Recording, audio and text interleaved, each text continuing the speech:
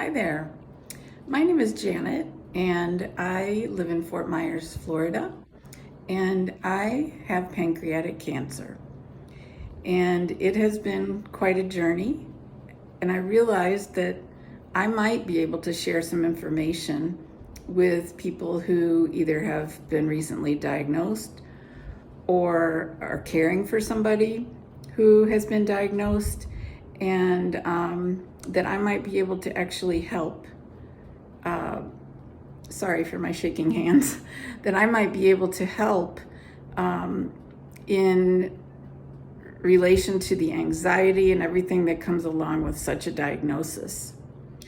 So if you are so inclined, I would love to have any comments from you about whether this is helpful to anyone, or what else I could share that might be helpful, because I would love to do that if it's needed. And you can see that, I feel good right now. So what I thought I would do is I will talk to you in this video about what happened to me, how I actually got this diagnosis, and then I'll have future videos about treatments and surgeries and all sorts, emotional management of your emotions, all sorts of things. There's a lot of things I can share if it's helpful. So please let me know. Okay, let me just say that first of all, I'm 66 years old, and I have been very healthy my entire life. I've really been very fortunate. So when this happened to me, I was absolutely in shock. But it is now, today is August 25th of 2023, and I was diagnosed at the beginning of December 2021. So it'll be almost 2 years ago that I was diagnosed. So here's what happened. My husband and I had some friends in from out of town on Thanksgiving of 2021, and they rented a vacation home not too far from where we live. So we went over there for Thanksgiving dinner, and I felt completely fine. Absolutely, as I have always felt. And then that evening, when we came home and I went to bed, I got up in the middle of the night, like I always do, to go to the bathroom. Felt fine. And I can't remember now why I opened the closet door in the bathroom, but I was going to get something out of the closet. And when I was doing that, all of a sudden, I felt this weird sensation. My knees buckled, then I could feel my hips buckling, and I was going down. And I had no idea what was going on, and I couldn't help it, but I ended up fainting, which I've never done in my life. And I have no idea how long I was out, okay, because I was unable to call my husband, so he had no idea that this had even happened to me. And when I woke up, I felt really disoriented and sick to my stomach, and unable to call out to my husband at this point. But a few minutes later, I kind of got it together. I called out to him, and I can only imagine what it felt like to him to come into the bathroom and see me lying there on the floor. I can't imagine seeing him there, so it had to have been horrible. But I was actually able to get up on my own, and I did something really stupid now that I look back on it, and I just went back to bed.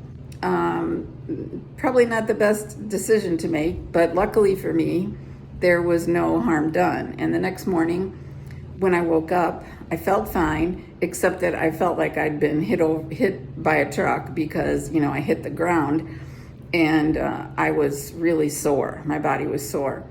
And a side comment, I have to say that I was really fortunate that I didn't hit my head on something in the bathroom, because you hear about that when people fall or faint in the bathroom, they hit their head and it's really bad. And luckily that did not happen to me. Okay, so luckily for me, I felt fine for the next few days, except feeling sore. And then I knew that I had a appointment with my primary care physician. And so when I went in to see him, I told him what happened, and he said, that is not normal, and we're going to do some tests and see what's going on. So now I can't remember exactly what the tests were, MRIs and things like that, and blood tests. And in the meantime, while we're waiting for the results, I start itching from head to toe. And when I tell you that I am itching, I mean there wasn't a part of my body that was not itching. And I had one of those back scratchers, and I was just using it constantly. And then my husband had said, you look kind of yellow. But I waited for the doctor, and he just kept adding more tests for me. And he added an additional test for my blood. When I went in to get the blood test, the phlebotomist, she said to me, are you in liver failure? And I'm like, what? What do you mean?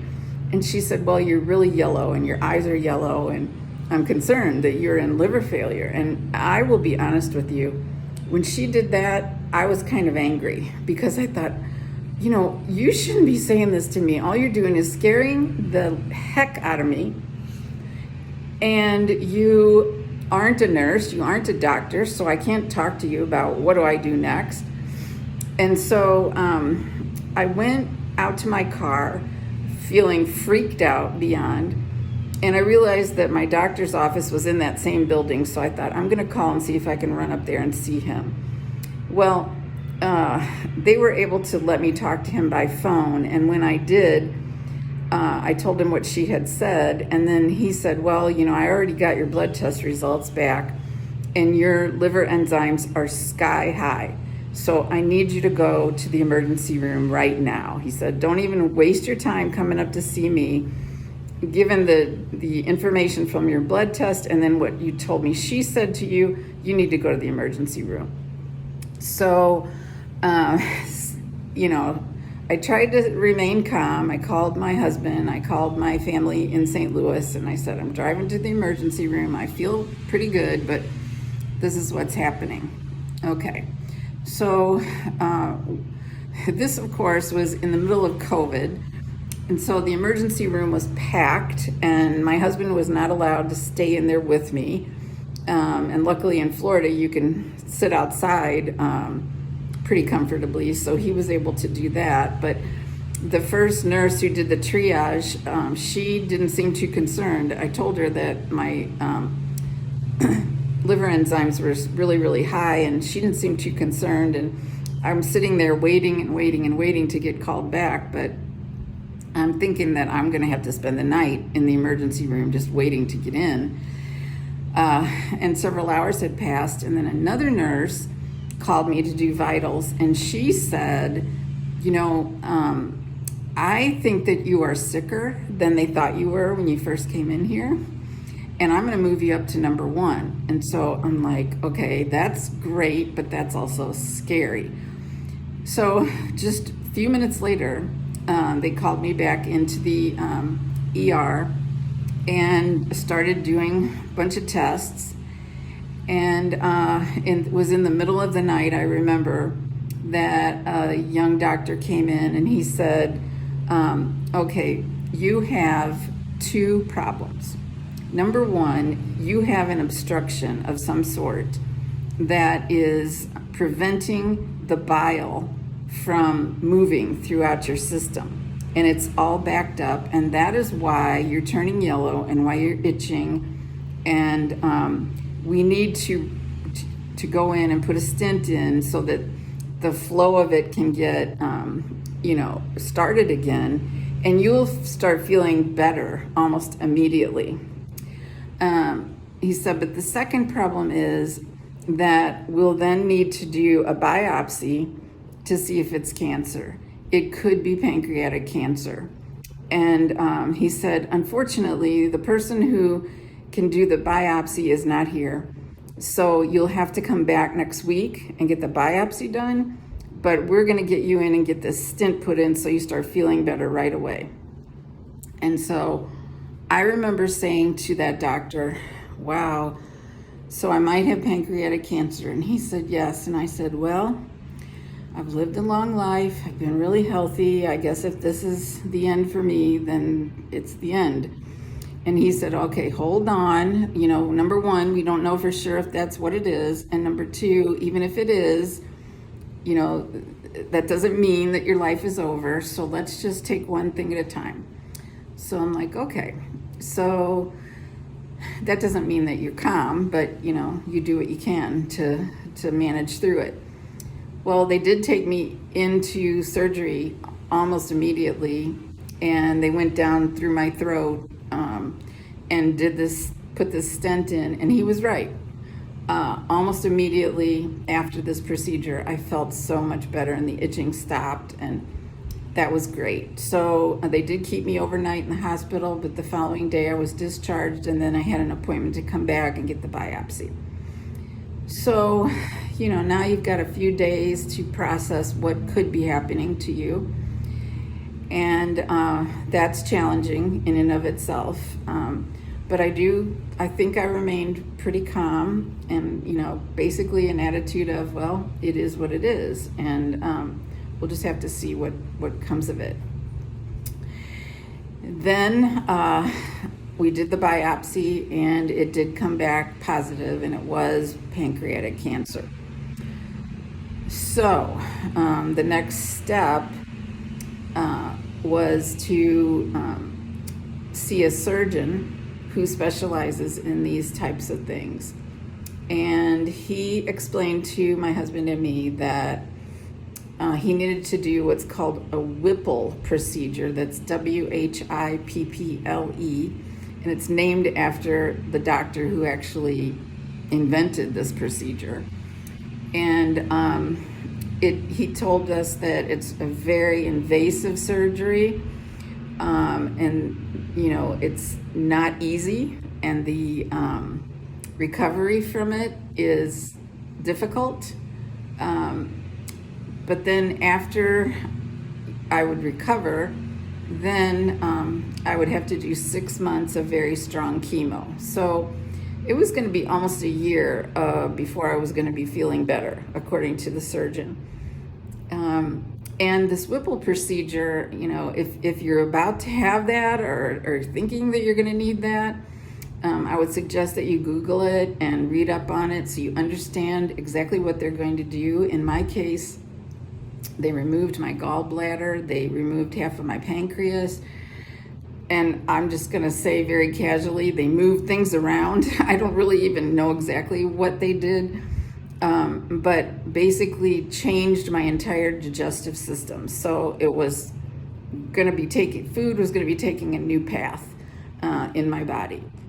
And so, okay, now it's the beginning of, now at all this time, it took a while, but the surgery was scheduled for January. And I went in and it was done, and I, you know, came out of it okay. I've never had surgery before. In fact, I've never even been admitted to the hospital before. Now, luckily for me, I had worked in a major health system in St. Louis for many years, and I was in human resources, and I actually supported the oncology service line. So I kind of understood what it was going to feel like to be in the hospital, but still, when it's all new to you, it's kind of freaky.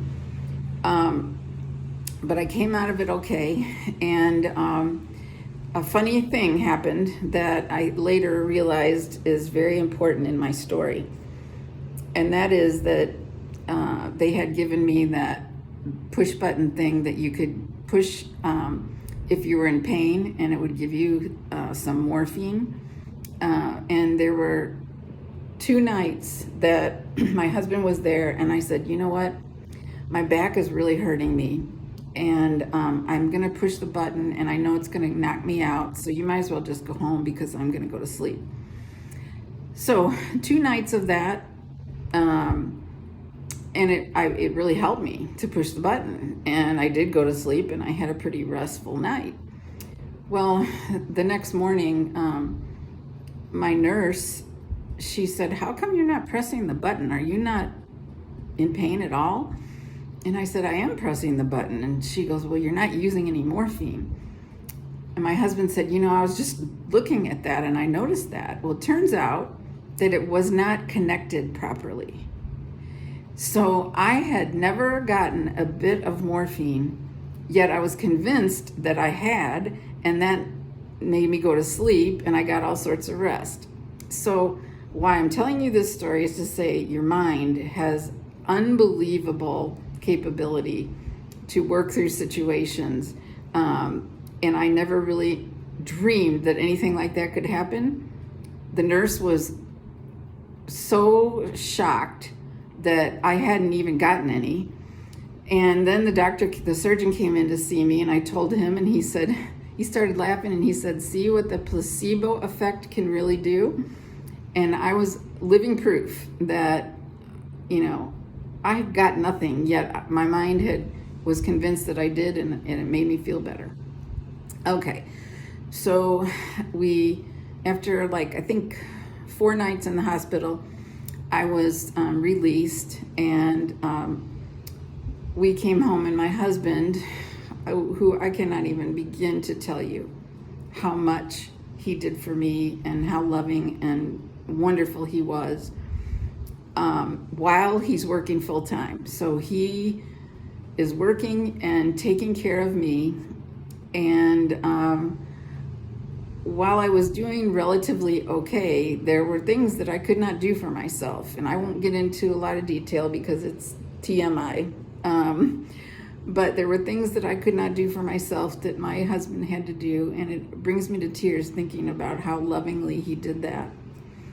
And he would fix me meals whenever I wanted. And part of the effect of this Whipple surgery is that you can't eat as much as you were used to eating. And so consequently, I would eat these small meals, and I would wake up in the middle of the night and I would be starving because I really hadn't eaten that much.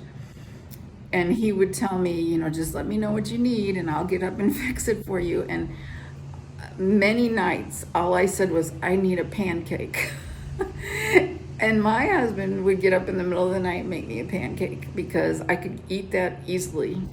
And I just can't believe he did that. But anyway, I can't remember now how long it took for me to start being able to do things by myself, but it was a while, a number of weeks for sure. And then when I was, I guess, fully recovered in the doctor's eyes, then they said, "Okay, now it's time to start your chemo." Now, I was scared of the chemo way more than I was the surgery. And that is because I have always, always hated to get sick to my stomach, and also to be around anybody who was getting sick to my stomach. So the idea and the vision and the visual from watching movies and things like that about how sick I was going to get just scared me beyond. And I went in and I talked to my oncologist, who I love. And by the way, all my caregivers have been absolutely amazing. I have not one negative word to say about any of them. And my oncologist, I told him, I said, I cannot stand to get sick to my stomach. You've got to help me. And he said, "Okay, we are so much more advanced than what we used to be.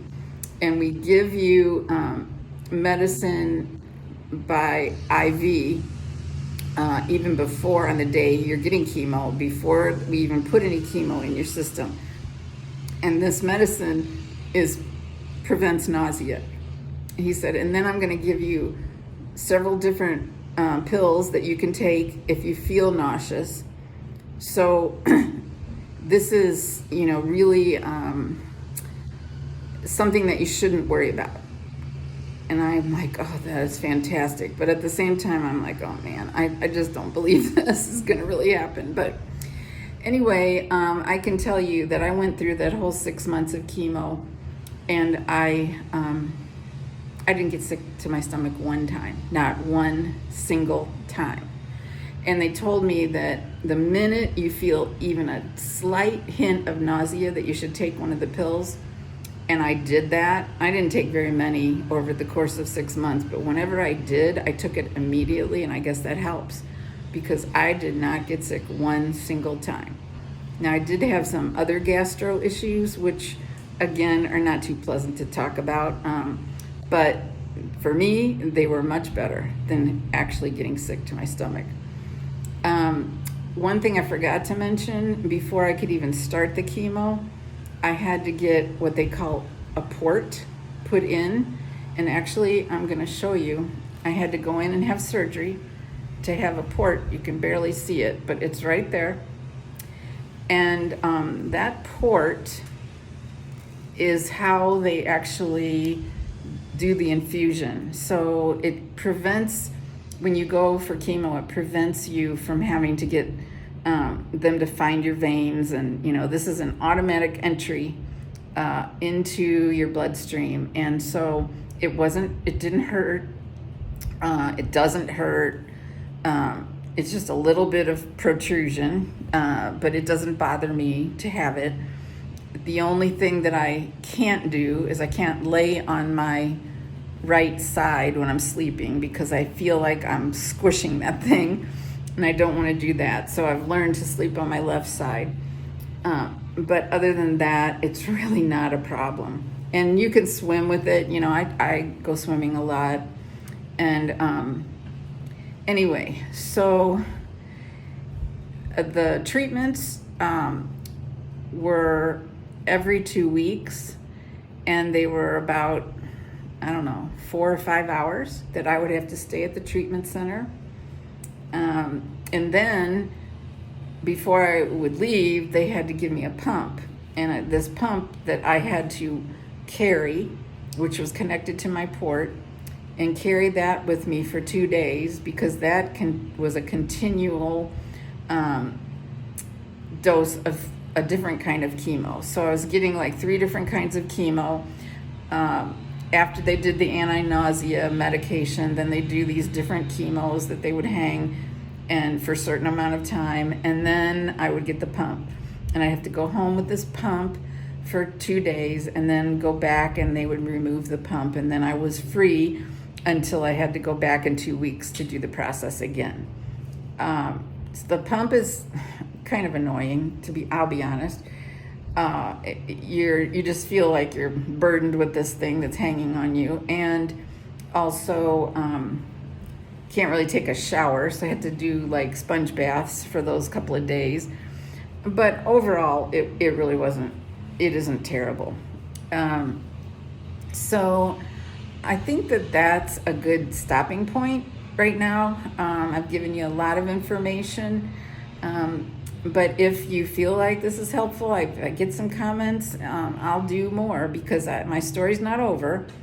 I still have plenty to share, and I can answer questions if you have questions.